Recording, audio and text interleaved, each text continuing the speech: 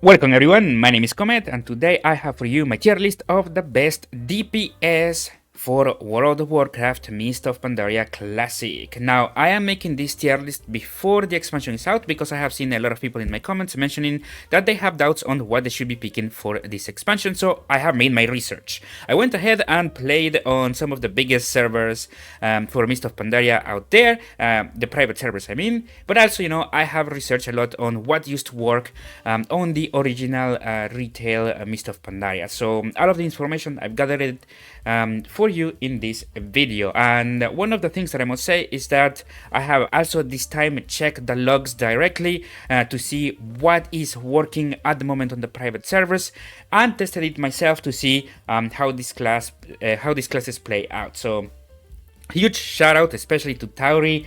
I think they were the easiest to find information about all of these. So yeah, so let's begin.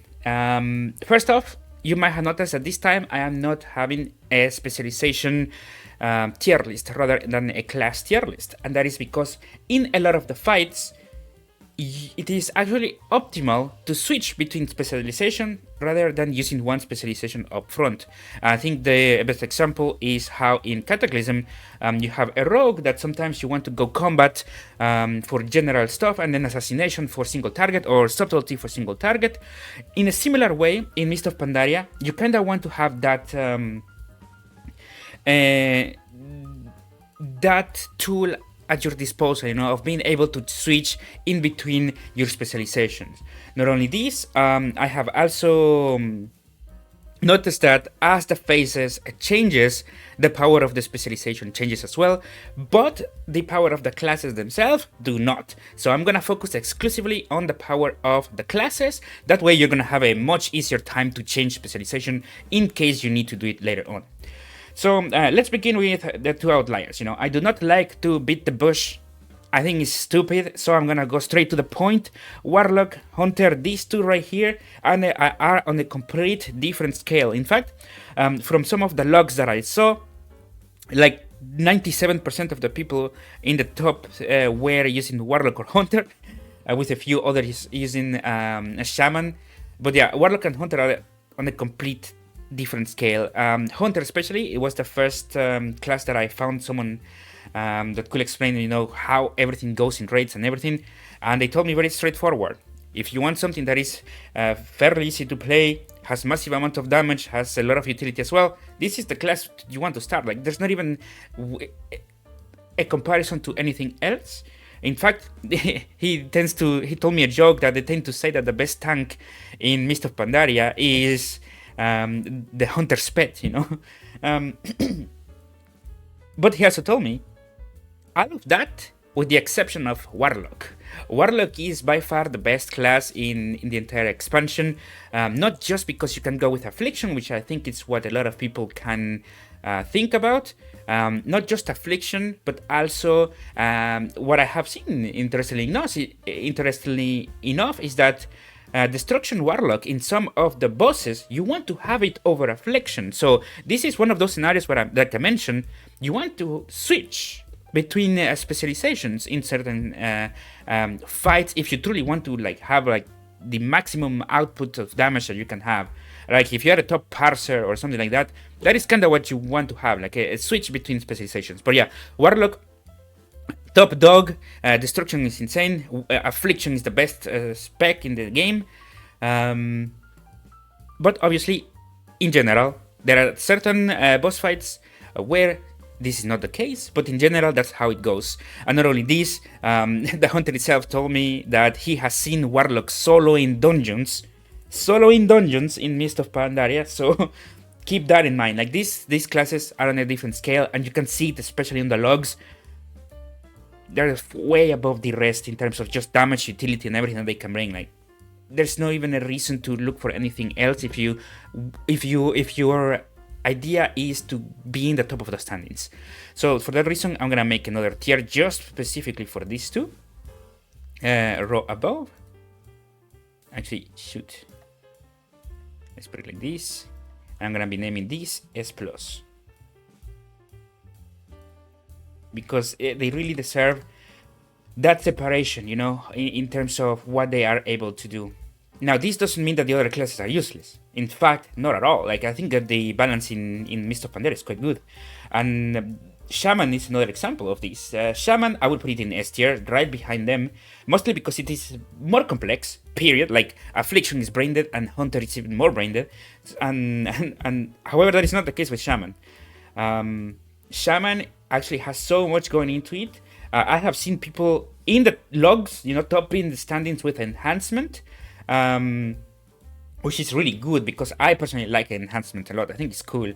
But in terms of what you can do in general with the class, I think that is where the true value of Shaman comes. For example, in Cataclysm, if you do Blackwind Descent, there are, in the last phase, you might want to switch from a DPS, to a healer, or in other encounters you might have to switch from healer to DPS, and the fact that you can do this adds even more utility to your Shaman. That is why in Cataclysm this is like the most common class that you find in general. Like, Shaman is in every single raid group. In terms of utility, is by far one of the best as well. Like, the damage in itself, it is up there. Like, you can find them, but definitely the Shamans, like I mentioned, it's usually 3 classes that you can find up there in the standings. Is Warlock in like everything, then Hunter in some of them, and in the remaining is usually Shaman. Those are the 3 that you tend to find always. So definitely this is a class that not only has the damage and utility, you can also switch into like a healer if needed.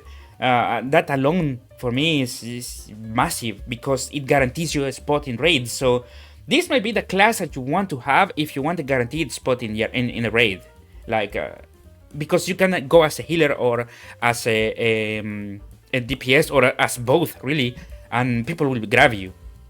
That is what I experienced in Cataclysm. In fact, Shaman is one of the few classes that I haven't leveled up in Cataclysm. And I wish I had. In fact, I am gonna be leveling up 1 just because I think the versatility of this class is amazing. And in terms of raw damage, like I mentioned, right here, top tier as well. Now, let me actually reduce the size of this so that you can see the other classes. There you go. Now, once we have gone past this, I think we can talk about Rogue next. Rogue, because Rogue is going to have a lot of massive upgrades in terms of their gear for Mist of Pandaria. It gets the Rogue quest as well. I think this class is going to be really fun to play. Subtlety and combat are like what I saw the most, especially like subtlety is better for single target, combat better in general. This is what I meant, that sometimes you do want to have the ability to, or like the possibility of swapping specializations. I think that's the optimal way of playing. If you are worrying about full damage, I would actually say that Rogue is up here, mostly because I think like melee classes have gone down by quite a lot.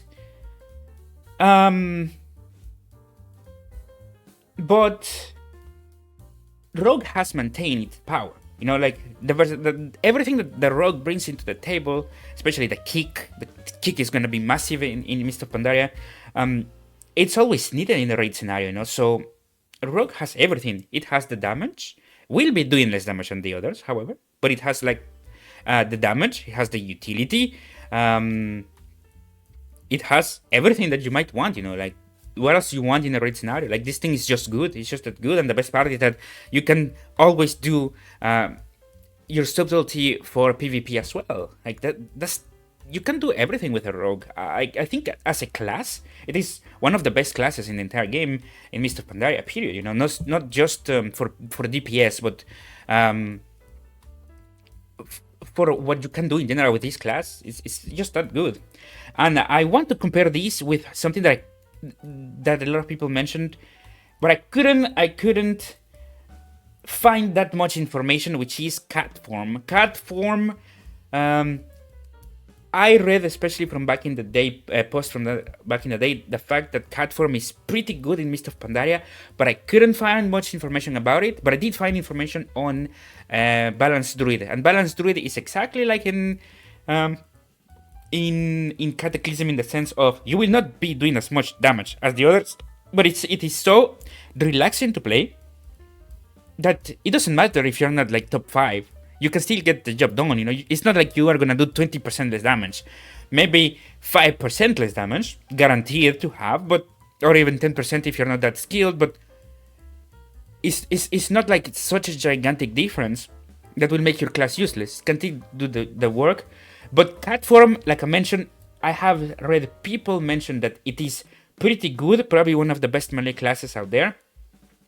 I just couldn't find information about that specifically, but I did find information about the rogue. That's why I'm gonna be putting it right here. Not just because you can be really good for raids, but because you have the possibility to go for PvP. You have the possibility to specialize for single target or general stuff as well. Like, I think that this thing is just so good. It's really good, man. And on top of the fact that it's gonna be really good for leveling, because you now have the rogue quest. And all of the things, you know, revolving about Rogue in Mist of Pandaria, I think it's really good, man. Like, this class is gonna be really fun to play. Probably one of the best classes to play. In terms of raw damage, I would play it right here in S tier, definitely. Next, like I mentioned, I would put, if anything, balance, you know, in B. Very standard, not the best, not the worst. But because I've seen people say that cat is really that good, I couldn't find any information about it. But I will give it the benefit of the doubt, so I'm gonna be putting it in A tier. Next, we have the avoid tier. I wanna let that sink in. These two classes are definitely lackluster. It's not the undead from Cataclysm. In fact, the Death Knight has definitely suffered a lot in Mist of Pandaria. The tank was pretty nerfed, but still S tier. However, that nerf, I think, impacted the most on the DPS versions, you know, like Undead and Frost. Those are the ones who suffer the most in my eyes, and it shows in the damage standing. Like, I couldn't even see them in the top 15 scenario, you know. Like, I think that the DPS of them just suck, man. And the same goes for Paladin. I feel like these two classes suffered a lot. Like, these two classes suffered a lot in Mist of Pandaria, and there's no way around it. Like, they're always low tier in the logs, but there is a reason why. Like, these two are probably some of the best tanks in the game. So this one has the best tank in the game in terms of how easy it is to play, and this one has the all-around best tank in the game, or one of the best tanks in the game. So you always have the possibility of switching between main tank or off tank to damage if that is needed, depending on the encounter. But you will not be doing that much damage, man, and that sucks a lot because I enjoy DPS Death Knight quite a lot. So yeah, that sucks a bit, but it is just how it goes. I just couldn't see them do that well, and the same goes for like Monk. Monk in terms of DPS is better than them though, but not that good neither. Very lackluster. Now, in fact, let me put D. Not much info found, because here I will be adding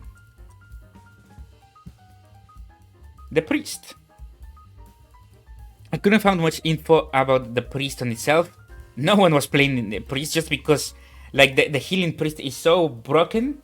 Like, it's so overpowered that why would you ever go for DPS when you can just have a guarantee you spot in the raid with the best healing class in the game, you know?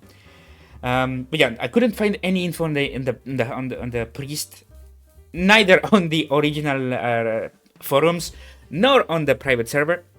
So I couldn't mention about that. But these three, very lackluster. I would put Mage, however, right there. In fact, we can do it like this. just because I couldn't find information on the cat, but I could on balance. I will put it just in B. These three, their damage is just low. There's no beating the bush around it. Like, their damage is low. Every time that I see these in raids, they're in the bottom of the standings. You know, period. It goes like that. Now it could be a skill issue. However, that is, if it is a skill issue, that only benefits the other classes much better. Because if someone is playing some of these classes and they're not that skilled and outputting so much more damage, maybe it is a class issue, you know.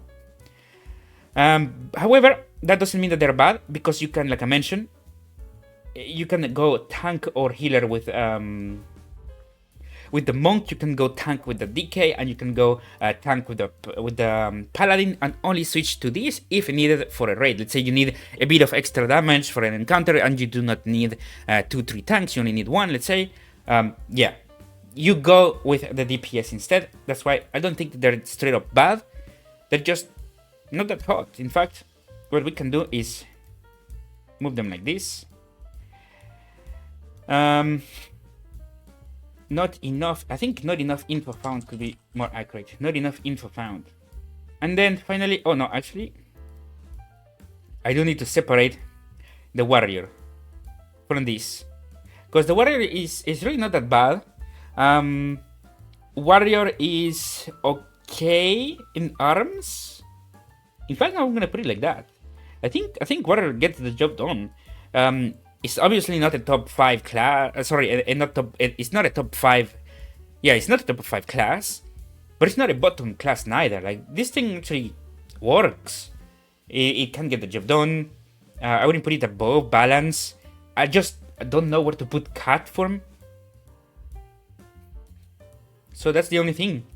But Arms Warrior, not Fury though, very important to note out. I didn't find a single Fury Warrior, but Arms definitely has some good damage, and the buff that it has, it's always nice to have in a raid environment. So in terms of raw damage, I think this is how it's gonna go. Plus the utility that I bring, that's why if we count, however, the utility as well, I will put the Mage over here, which is why I put it over there as well, because a lot of the times it's gonna be less about outputting damage and more about getting the job done. And for Warrior, you are one of the best tanks. You can always go into DPS, but it's much better than the rest. These two definitely suffer a lot, so I'm gonna put them like this, and this is how I'm gonna be leaving my standings for these ones. Now, there's a lot of lack of information, but with what I could find, especially on the top and the bottom. This in the middle part, I couldn't find many. There are not that many mages, but the damage is not the same as in Cataclysm. It's a lot lower, man. This is more like a standard, okay-ish class. Not the best, not the worst. You're not gonna be a disadvantage for bringing them, but you are definitely a class that is inferior to the top 4. I think these 4 classes are really good, man. And in the bottom classes, like I mentioned, the numbers are simply not there. And in every raid that I could see, these are always the classes that are at the bottom, man. But yeah, that's it for me. I'm gonna leave the episode just right here. I couldn't find any information on the priest, like I mentioned, not at all. Couldn't find anything. So I couldn't tell you where it stands. If I could say it myself, however, just like a gamble, I would put it right here, because it still has a lot of utility. But that's just my opinion. That I don't really have much experience playing it neither, so I don't want to say much about it. Just try to put in on information. But if you actually want my actual opinion from what I tested, I will put it right here, not because of the raw damage, but because of the utility. So you're gonna be like a support DPS class. That's what I think it's gonna be up. It's gonna come down to. But yeah, Shaman as well, one of the best classes in the entire game for Mist of Pandaria. These 4 are definitely the best over there. But yeah, that's it for me. Thank you guys so much for watching. Hope you guys enjoyed this. Let me know in the comments if you have something different or more information to add, because like I mentioned, there's a lot of info over here that I couldn't find. And like I said, since there's a lot of encounters where you prefer one specialization over the other, there is where I think it is very important to note, or like to know the different perspective of people. Maybe you have experienced that, I don't know, Paladin is better than Arms for certain encounters. I don't know. Let me know in the comments, please. That way we can all know. But for now, one thing is certain: these four are the best. These are the top tier classes, and it's not a question. If you see, especially the logs, man. Like, wait, let me see if I can import one of these logs. How you can see, you can understand more or less how everything works. Let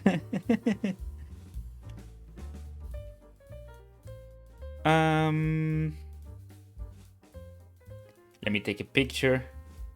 Actually, you're watching this, right? Oh, no, wait, because I'm not sharing this.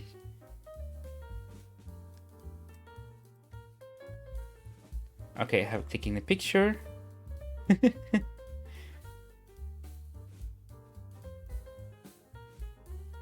Wait, the picture not working. Once again.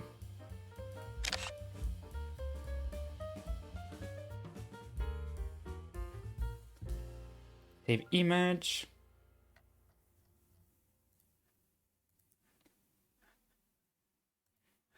Okay, so now I'm gonna add. And this is, I think these are from back in the day. They're not current, but you're gonna see the huge difference. Now, image, browse, downloads.